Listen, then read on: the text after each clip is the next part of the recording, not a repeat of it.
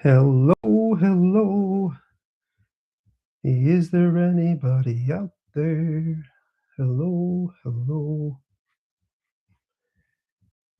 hello. Have we got anybody online? I've got one person up here in the corner. I'm not sure. Two. How we doing, guys? Everybody? Can everybody hear me? Can everybody hear me? Hello, hello, hello. Guys, if you're on, can you drop a comment so I know you're here?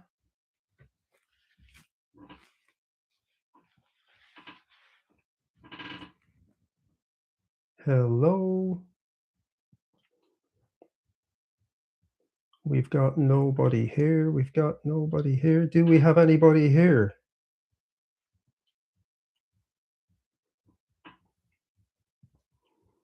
We've got one person here, I think.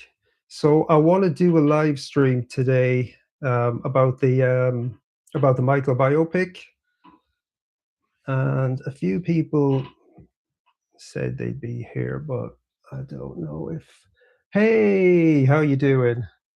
How you doing, Blackbird? You okay? How are you?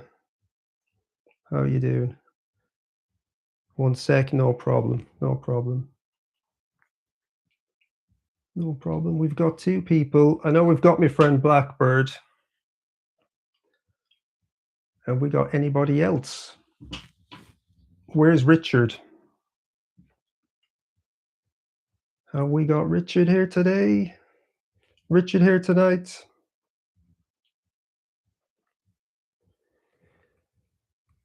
Okay, guys, there's two people here. That's possibly as good as it's going to get. So I want to do a live stream about the Michael biopic. The biopic drops on 24th of April. And I've been hearing as well that it's dropping in some zones on the 22nd. So I don't know how accurate that is. Um, and I just want to discuss the biopic, the latest news on the biopic, and our expectations and what we can hope for the biopic. So, is there anybody else coming in? I don't know if there is, but I'm going to press ahead. I'm going to press ahead. So, thoughts on the trailer and opinions. So, obviously, we've all seen the trailer. Um, I, I really liked the trailer. I thought the trailer was quite good. Um, I did feel maybe that it's a little bit. I don't know. I've seen some of the comments from people, and they've said that it's a little bit CGI, maybe a little bit AI. Is that the case? I don't know. Hey, hey, Lydia, how you doing? How are you? So yeah, so the trailers dropped. It seems to be unanimously well received. Everybody seems to have reacted positively for the most part. Um, Obviously, there's different opinions on various scenes. Does it look a little bit CGI, maybe for the beated section? Um, yeah, we're very quiet tonight with two people. We're very quiet. You know, I it's we've literally got this live stream up and running on the last minute. There was a little hiccup with the software, and we didn't know whether we could go live, so we've had to delete the thumbnail and just go straight into go live mode. So there was a little bit of yeah, it was a close call. It was a close call, but I don't know if anybody else is coming in here. There's two people, and yeah, I just really wanted to sort of discuss the movie. The cast. Hello, hello. I think the trailer looks amazing. It's amazing. The trailer. I've watched it again after some days, and I'm all in it. It's a nice trailer, isn't it? It's a nice trailer. I think as well. The trailer doesn't sort of give anything away. I think the trailer sort of just shows sort of the sort of aspects that it wants us to see, but it's not sort of giving away the sort of the drama and the yeah. Um, yeah, it's quiet here, guys. Oh, we've got three people. Who who's here? Say hello. Welcome, welcome one and all. Oh, we're back to two people. So we've got one person hopping on and off. That's okay. This is my first time doing this, guys, as well. So please bear with me. Yeah, it's quite different to making a video, being on a live stream. But yeah, the trailer's been a resounding success. I think it's looking good. I think it's looking good. We're what, like less than 3 months now from the movie. What, 2 months, just over 2 months and a bit. But we've so let's have a look at the cast. Let's have a look at the cast. What do we think of the cast? So we have Giuliano Cruvaldi as young Michael, and he's been doing interviews for the past few weeks, and he seems like a charming young man. He seems like a charming guy. And somebody made a good point actually about him doing the promotional sort of work in sort of for interviews and TV, because he's a young kid that they're not sort of going to make it about the allegations and sort of talk about the controversy that maybe we won't see in this first part. Well, potentially first part. Will there be a second movie? Um, they seem to be sort of hinting at that. They seem to be sort of hinting at that. So it's a strong possibility. The poster. What does the poster say? His history begins. So it's quite promising. But what I have here as well is I've got a rumored song list, and that's quite interesting. So rumored songs to appear in the movie. Um, so obviously we begin with the Jackson Five. We have "I Want You Back," which is to be part of a scene for the Ed Sullivan Show. We've got "Who's Loving You." We've got "Stand," and these are all on the Ed Sullivan Show. Um, Then we've got ABC, which will be American Bandstand. We've got Never Can Say Goodbye, live from the Forum. We've got I'll Be There, Don't Stop Till You Get Enough. So we're sort of moving towards Michael now, sort of breaking out maybe into a solo artist. Rock With You from Off the Wall. We've got Ben, and then so we've got like we're sort of back towards the Jacksons then with the Triumph tour, and we've got people are saying Hot Street is going to feature in this movie, and that would be a nice addition. Hot Street's a good track, and it's a little bit of a hidden gem, I guess, and that might that might make an impression on the movie. We've got "Wanna Be Starting Something." We've got "Beat It," both being thought about by Michael, and the making of the music video. So I think "Beat It," we're going to see the video shoot, obviously, and the making of the music video and the studio footage. I don't know. Thriller, obviously, because we've seen that footage of that has sort of leaked about 2 years ago now. Excuse me while I just have some coffee. Billie Jean. So we see the conception of Billie Jean, so the writing process, the music video, and obviously Motown 25, which we've seen snippets of in the trailer. This Place Hotel from the Victory Tour, Human Nature, Human Nature. That would be nice to see, and it also does bring up the question: how are they going to present these songs in the film? So is it going to be a case of Jafar vocals overlaid with some genuine Michael vocals? Is that what that's going to be? I guess they're going to maybe do something like that. I think there was some sort of trickery like that used in the Elvis movie that came out a few years ago, the Baz Luhrmann Elvis movie. Um, so I think they'll probably use something similar to that. It's an amazing trailer. So What else then? So we've got Working Day and Night, we've got Bad at Wembley, which we've seen in the trailer. We've got Will You Be There, and that's kind of that. So it leaves out a lot of the bigger hits from especially the Bad era, which again probably points to a second movie, namely Smooth Criminal and Man in the Mirror. And we know there's footage shot for Man in the Mirror, but Smooth Criminal, we haven't seen any any sort of footage of that or any stills from a scene containing that. I've heard that they will leave Michael's voice. I would like his voice, honestly, nothing against. Yeah, I mean, yeah, that's an interesting one, isn't it? I think nobody can probably sing Michael like Michael. So agree. I hope they leave MJ's. But yeah, I think I would. I think I would like that. I mean, don't get me wrong. Maybe certain scenes when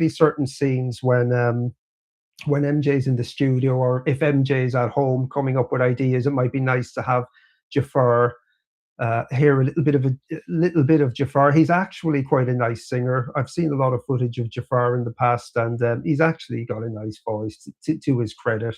But I mean, obviously, when he's on stage in Wembley or at LA Dodger Stadium in America, you kind of want to hear the real Michael, don't you?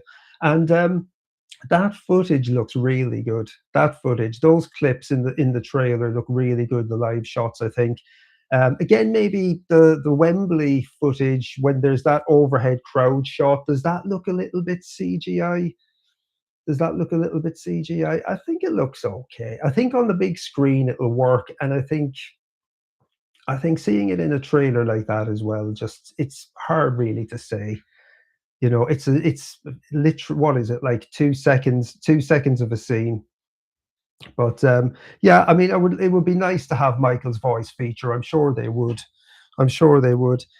So the cast is quite interesting. So yeah, so we said Giuliano Crew plays a young Michael Jackson. Obviously, Jafar plays Michael. Nia Long is Catherine. What do we think of seeing Catherine for a few seconds in the trailer? She did speak to Michael. I can't remember exactly what the line was, but we didn't see a whole lot of her, but she was certainly there. And then Coleman Domingo, obviously as Joe Jackson, was probably the standout, and I would imagine he was the standout for most people. I really would.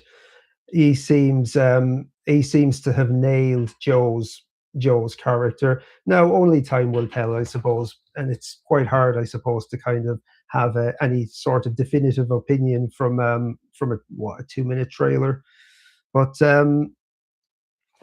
who else do we have? So we have Miles Teller then as Mr. John Branca, and so I mean the thing about John Branca though is that like it so obviously the purchase, the buying, the acquisition of the ATV catalog is a part of this movie, and that's sort of partly John Branca's brainchild with Michael back in the 80s. And part of the deal with that was that Michael went to Australia to appear on a telethon.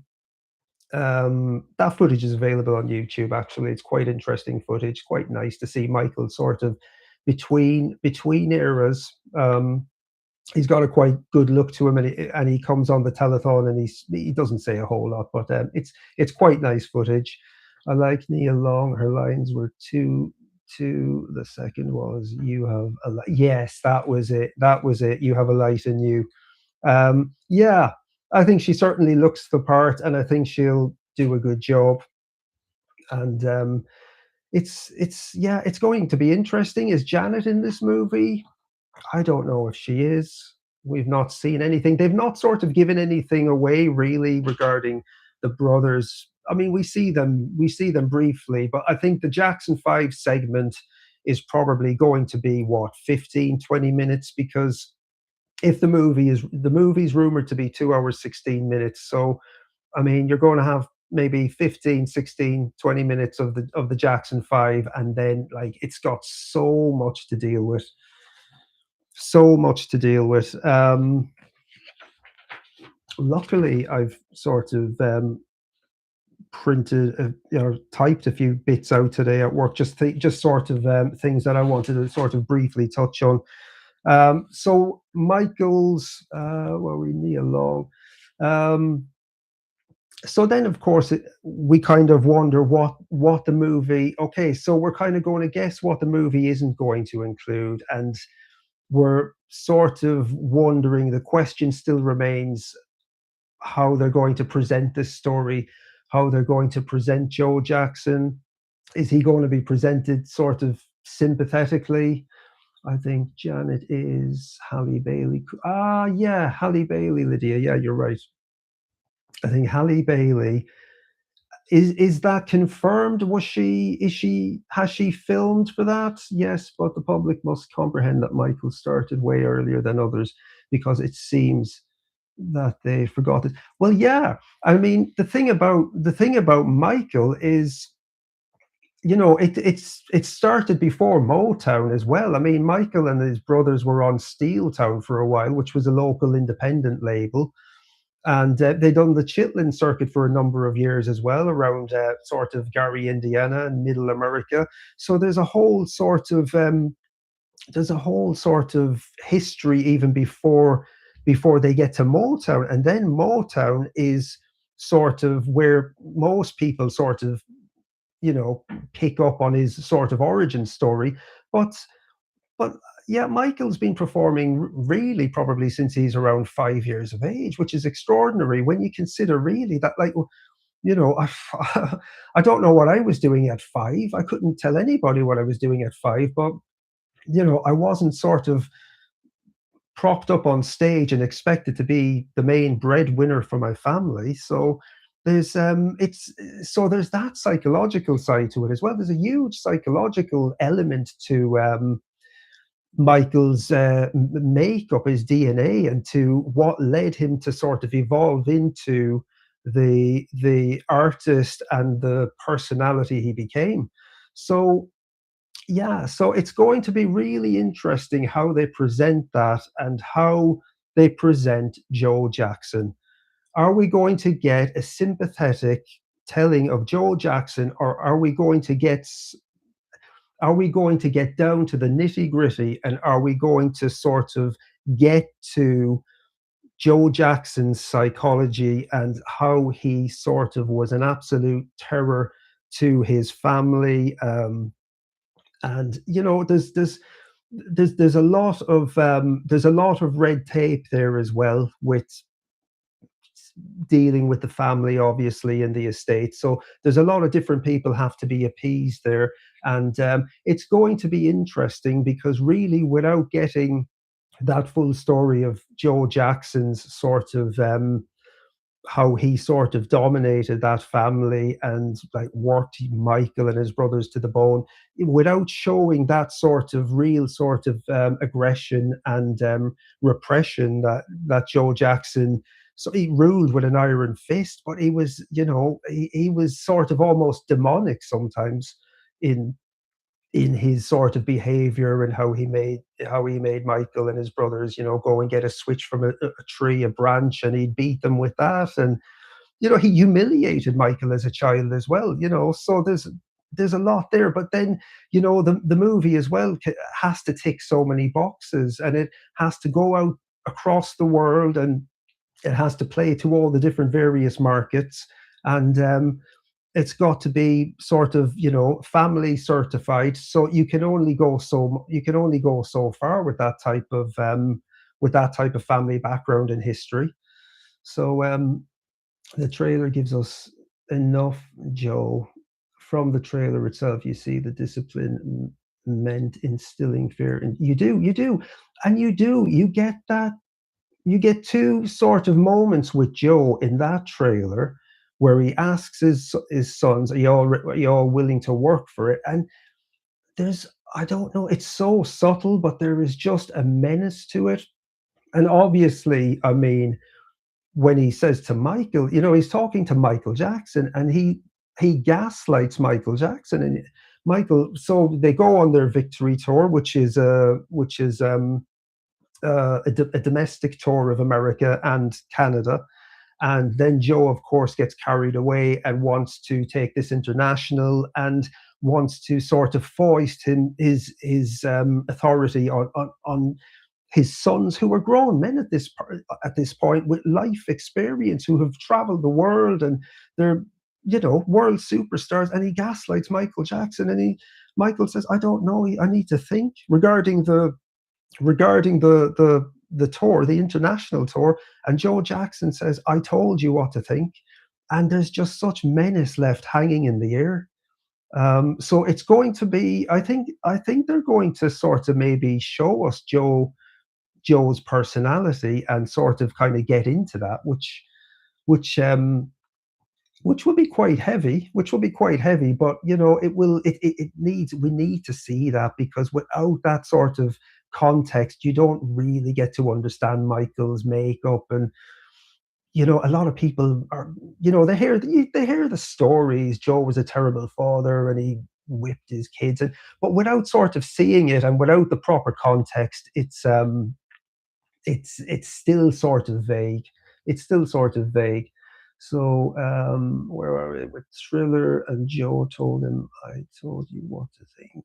And you see Jafar. Yeah, yeah, absolutely. So then you see Michael having this sort of dilemma between what does he do here. So we see him then speaking to Bill Bray, who ended up being more of a father to Michael than Joseph ever was. So Michael then is faced with that moral dilemma, isn't he? Of his family, who he's been supporting since he was about 5, or his life, his personal career. So they really need to sort of delve into that and explore that and like show that they really do. Yes, I really hope they don't sugarcoat. Yeah, I mean they can't, can they? They can't sort of sugarcoat certain things. They can't sugarcoat certain things. So Joe Jackson, I suppose, is the antagonist for this first movie, and so that's leading up to. So we have Joe Jackson leading all the way from the J5 up through the to the Jacksons on their victory tour, which is the sort of commercial peak of the Jacksons, and it's the Jacksons fully evolved, I guess, to where they would go. So the Jacksons have achieved what they've achieved. They can't seem to sort of go past that. They've reached the heights of that point, but Michael is still evolving, and Michael still wants to evolve. He's already had two of the biggest solo albums on the planet. I mean, he's had the biggest solo album in Thriller, and Off the Wall, I mean, is a success in its own way. It's one of the most important, probably. Well, it's one of the last kind of great albums to come out of the disco movement of the late 70s as well. So that has its whole sort of black history attached to it. And it's regarded highly, in today's terms, with music lovers. Off the Wall a lot of the time is sort of held up there as the quintessential Michael album, and then Thriller, obviously, for its commercial success. So Michael had done so much with that, and then he'd also done Destiny and Triumph with his brothers. So they're two more magnificent albums. He's had this whole career at Motown.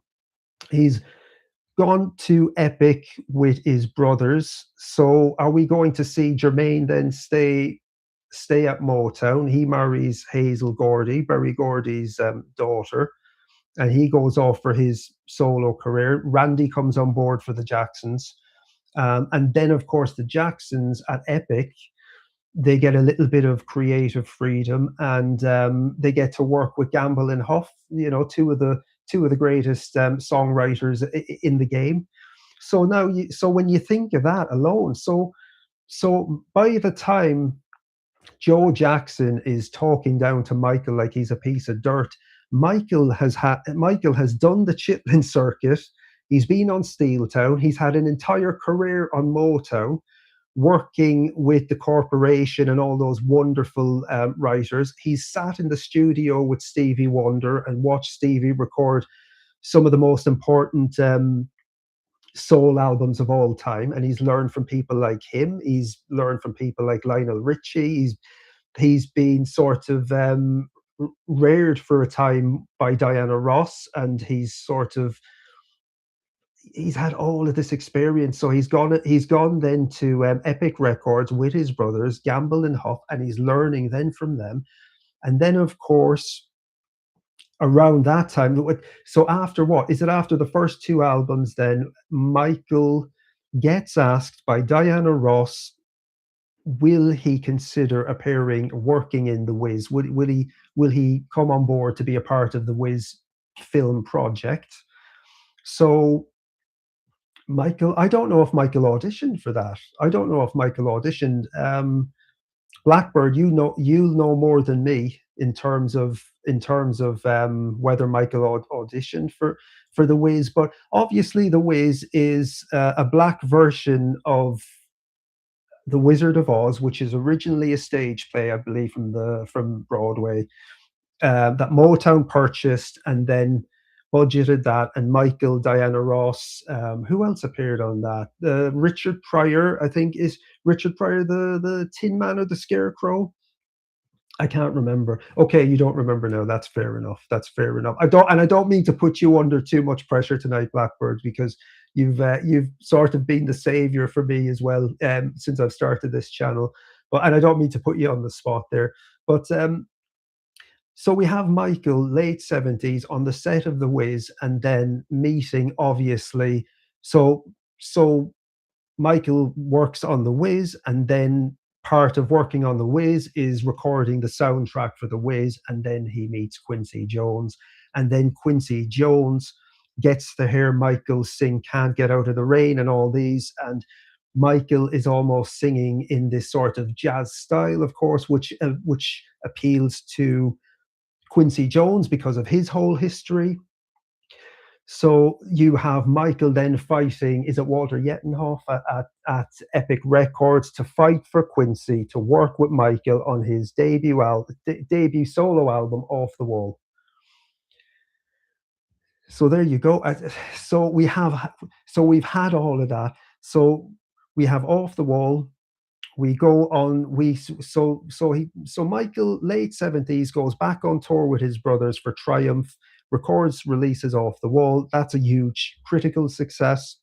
Goes back out for the second leg of the Triumph tour, or for the Destiny tour, and that encompasses all of the Off the Wall songs. And then we have Michael back in the studio for Thriller. And then, of course, Thriller is Michael's time to break away from the family and to go solo. But of course, Catherine has a word with him, appeals to his sort of emotional side, and says, do it for our family, do it for the brothers. He goes back on tour. And then, after all of that history, you have Joe Jackson still gaslighting his son, who is now an absolute megastar, biggest star on the planet, Michael Jackson. And he's still trying to retain ownership over Michael. So that's a huge weighty story that sort of needs to be explored. What we saying, Blackbird? I listened yesterday an interview with Michael for Ebony in the 2000s, and he said that he met Q, or also he met Q earlier. Okay, well, that's possible. He probably did, and he would have been aware of Quincy Jones anyway. Definitely would have. Um, I believe as well. So correct me if I'm wrong, but haven't we also seen footage of Michael arriving in Studio 54? Because Studio 54 is Michael's time in New York that he spent in a penthouse with Latoya when he was making The Wiz. I'll give you the link these days. Right, you give me the link, but I may not be able to do that here because I am technically inept, Blackbird. If it wasn't for my wife, I wouldn't be able to do any of this, honestly. And then with work and all of the hours I do at work, it's quite difficult. But the Studio 54, I do believe they shot footage for Studio 54, which would be nice to include, because Michael in Studio 54, really, that's really one of his first kind of experiences and tastes of sort of freedom as an adult. And he's mixing with people, all sorts of people. He's mixing with Andy Warhol and John Travolta and loads of people in Studio 54. Studio 54 was that club, I believe. Yeah. Um, say hello to Lydia. Hello, Lydia. How you doing? We all right? So yeah. So so there you have it. So Michael obviously at some point is going to break away then from his family, and but on the lead up then, or to around the time of the victory tour, then of course we have the Pepsi sponsor as part of that promotion. They do a big sponsorship campaign, and this of course leads to one of the one of the most maybe the worst sort of moment in Michael's life, when he's recording that Pepsi commercial, and that horrific accident happens, and he receives second and third degree burns. And that just completely changes Michael. And that happens to Michael when he's at 25 years of age, right slap bang in the middle of his life there and then. And from there onwards, then I'm delighted that they're going to sort of tackle the Pepsi accident, and hopefully they're people need to sort of see how horrific this was, and the sort of the effect then that had on Michael.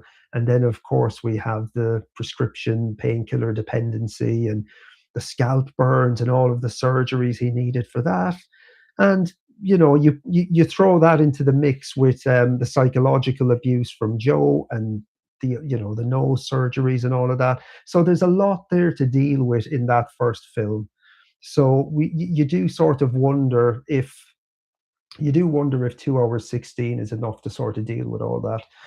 But I mean, so if the song list is correct, then like obviously, I suppose the three big ones missing there from that era, the three you know hello Blackbird. Blackbird, this is Lydia, my wife. So Lydia, my wife, is on here tonight as well. She's helped me because I wouldn't have been able to do this without her. So Lydia, this is Blackbird, my good friend from the Michael Jackson forum. Having such a burn, a palm-sized burn directly on your skull. Sorry, I guess I shouldn't read the comments tonight, should I? As well. Plus the fact that the burn never properly healed because of loop. Yeah, well, there you go. Right. So I don't know. So yeah, it's so much weighty stuff to deal with. So you're throwing an autoimmune disease. So we're throwing lupus now into the mix of second and third degree scalp burns, psychological and physical abuse, the experience of living in that bubble since he was a young child, and living sort of, Michael was extremely famous even as a kid in America. He wasn't able to walk down the street since he was a child. And then of course when Thriller took off and Michael takes it to the next level, I mean, he's never leaving the house again without being mobbed. And Michael also spoke in the past about the trauma of running from a hotel into a limo, or into a bus, and the crowd mobbing him and pulling his hair. And I mean, how terrifying, absolutely terrifying. So if we do see they do need to sort of show us how polarizing an experience this was. um, and it's extraordinary the heights he reached, when you consider that this was long before social media would ever have even been believed, or the internet was ever conceived, or would have been an idea. So there's a lot to deal with. There's a lot to deal with. Um, she is here. Yeah, yeah. Lydia, this is Blackbird. Blackbird, meet Lydia, my wife. He was extremely traumatized. There's all of that to deal with. But so I suppose there's sort of the main things that this movie is going to sort of deal with. And when you really consider the amount, that there is to deal with. It's I don't know if 2 hours 16 is enough to sort of pack all of that in. I really don't. Um, so yeah, so will the movie deal with a subject that Michael was very sensitive about, and that is the nose surgery.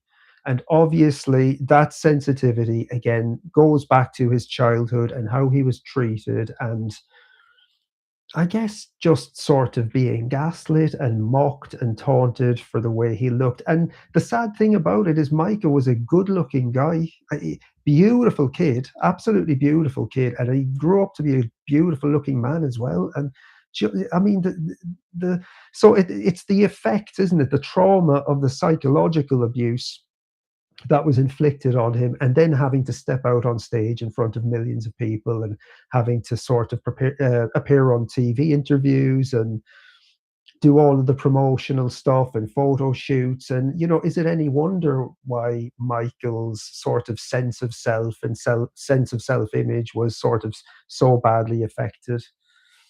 Um, it's a lot to deal with. It's a lot to deal with. Seeing the trailer with fresh eyes. Yeah, I mean, look, the trailer the trailer I think does its job. The trailer sort of is there to get people excited. It's also needs to take on board the casual music fans and moviegoers around the world. And I think it ticks all of those boxes. Visually, it looks beautiful. And, there's an old saying as well, movies ain't what they used to be. They don't make them like they did 20, 30 years ago. Well, no, they don't, because, we're in a different day and age now completely. So it has to be sort of made with an eye for the modern age as well. And I think it looks really good. I think it looks really good. I do understand what people are getting at when the people are sort of saying that it looks a little bit CGI, a little bit, sort of. I think the word I used was like, does it look a bit plastic and shiny or something like that? But what I meant was, did it look a little bit sort of AI CGI? But I mean, it's a trailer. It's a trailer, and the context will be different when seeing it live in a movie theater or on a big screen or even at home.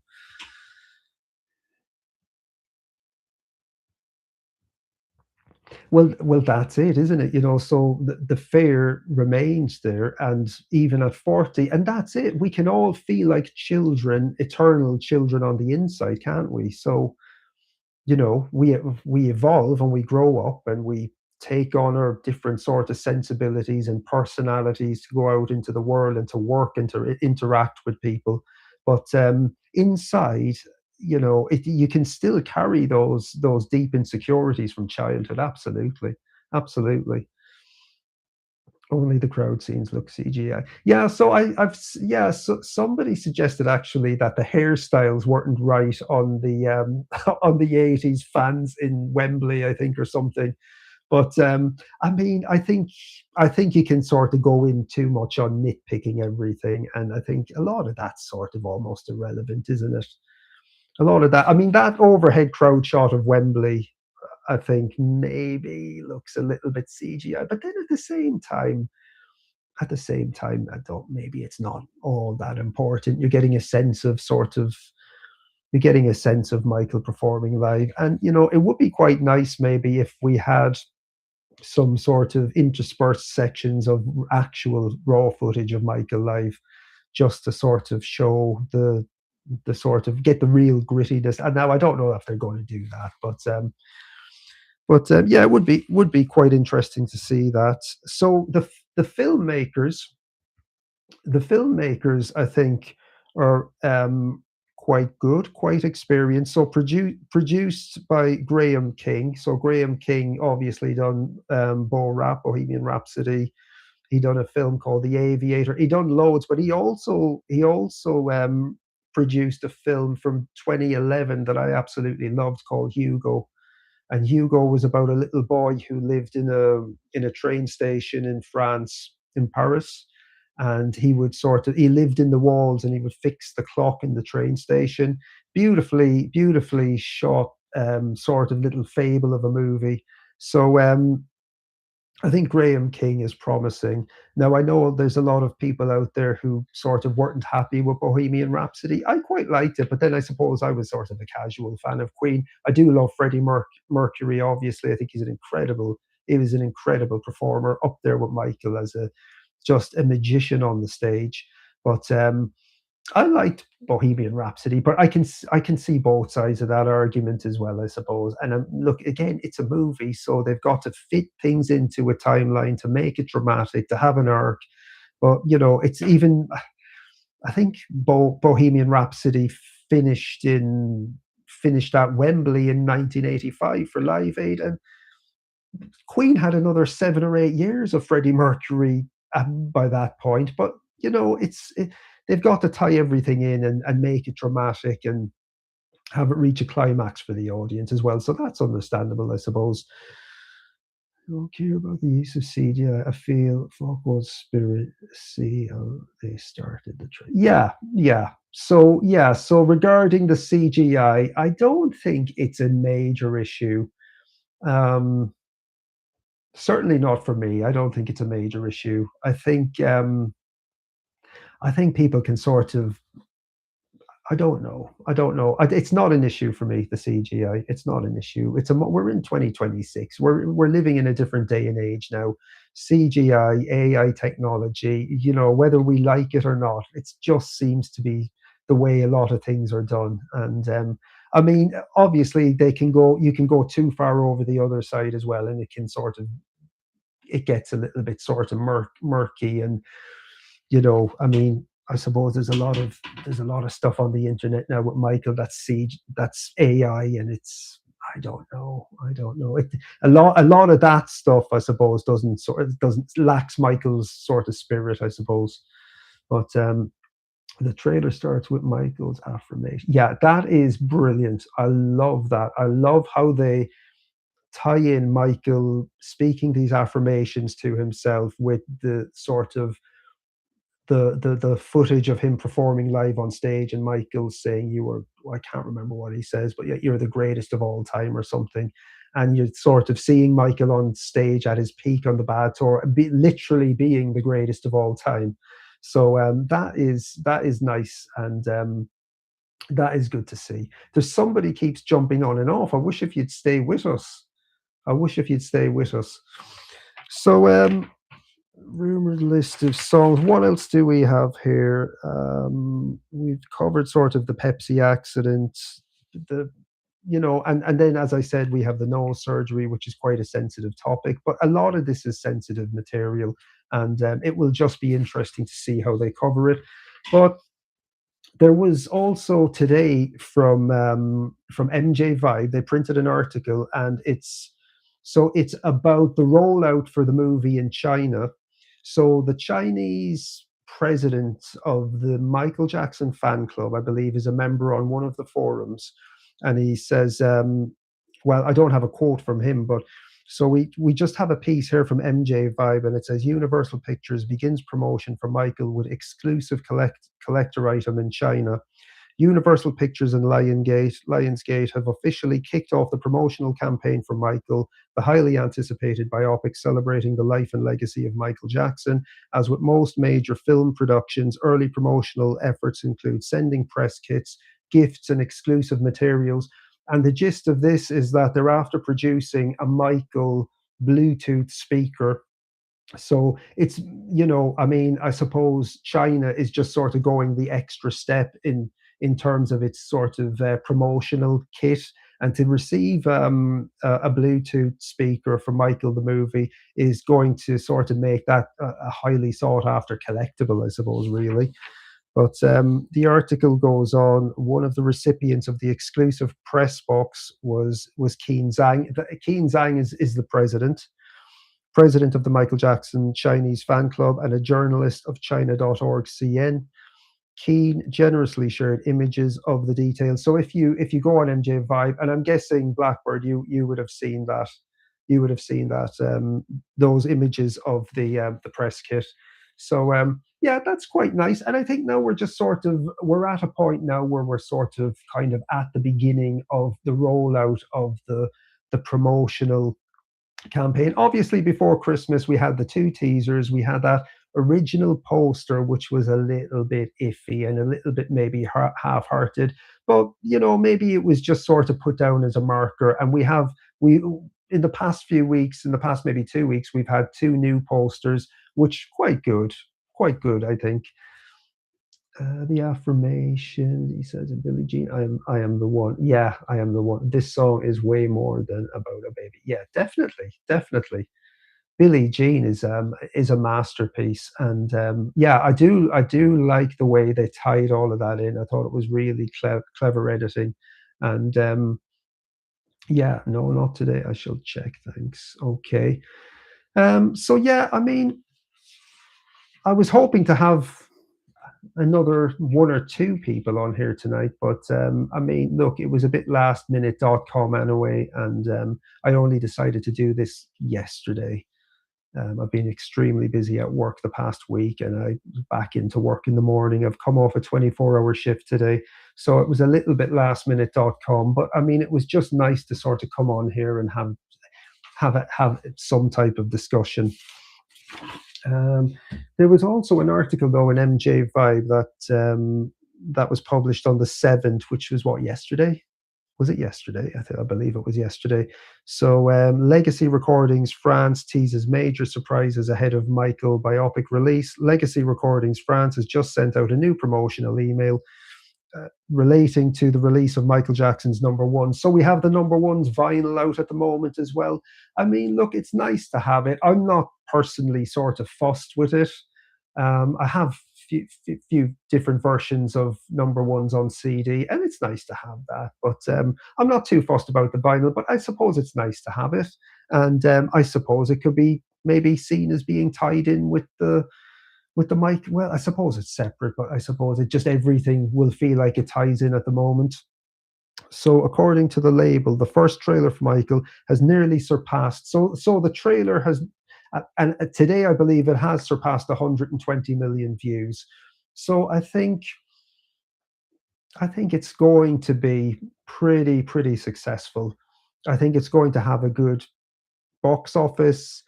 Obviously, everybody would love to see. We'd love if it hits a billion. Is it going to be a billion box office?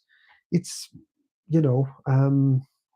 What do you guys think? Do you think this is going to make a billion at the box office? I think it will, and then I think the conversation is that, or the sort of the hint then is that if this first one is successful, then we'll get the part two, that second film. And I mean, the fact as well that Smooth Criminal isn't in the first movie, to me, feels like it sort of pointed to that.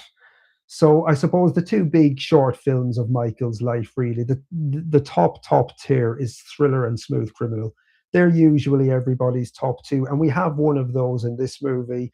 So it would be nice to have a part two with a Smooth Criminal. Um, and I guess if we're ending sort of on the bad era here, on the bad tour at Wembley, then we're picking up maybe in part two at Wembley, or in the bad era, and on through then sort of the 90s and the 2000s. So yeah, it's going to be an interesting year, I think, and it's exciting. It's exciting. I can't remember the last time. But the last time there was something this anticipated in the Michael Jackson fan community was This Is It. I don't know. I hope all the success possible. I mean, I've seen no success. Yeah, well, yeah, and I mean, MJ the musical has been a resounding success all over the world, everywhere it's played. And the media and the press have sort of, they still living on this other planet where their narrative is something different to what the public says. And MJ the musical played to sold out houses around the world, including Broadway and West End in London. So they're your major markets.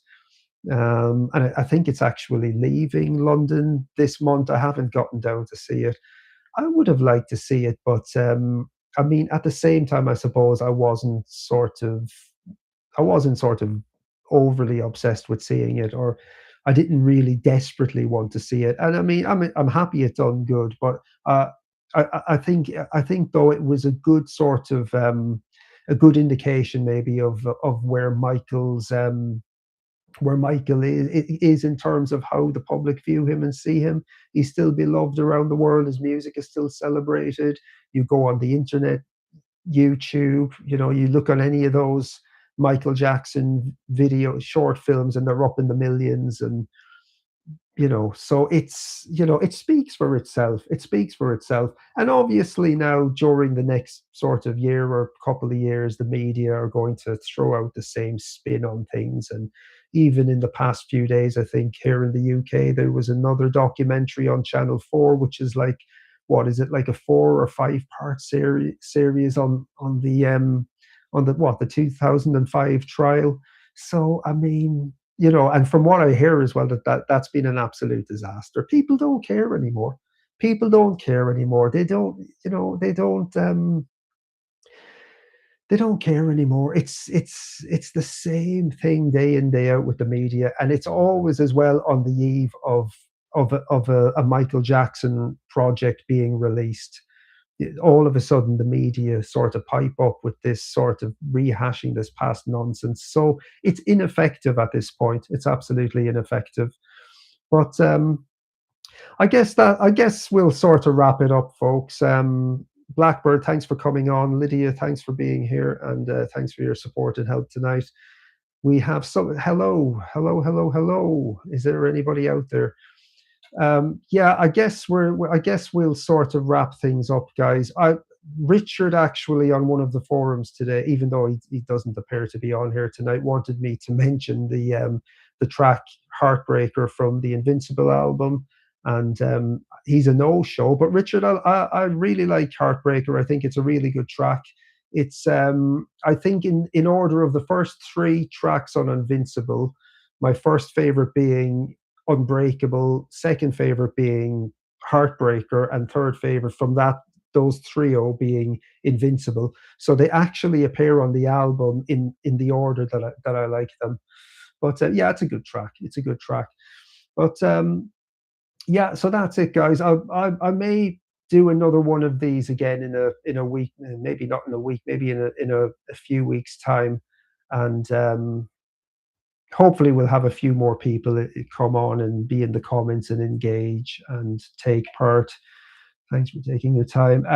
Blackbird, thank you for being here as ever. You've really been good to me since I started this channel, and I really appreciate that. I really do. I really appreciate all of your help and support. And thank you so much.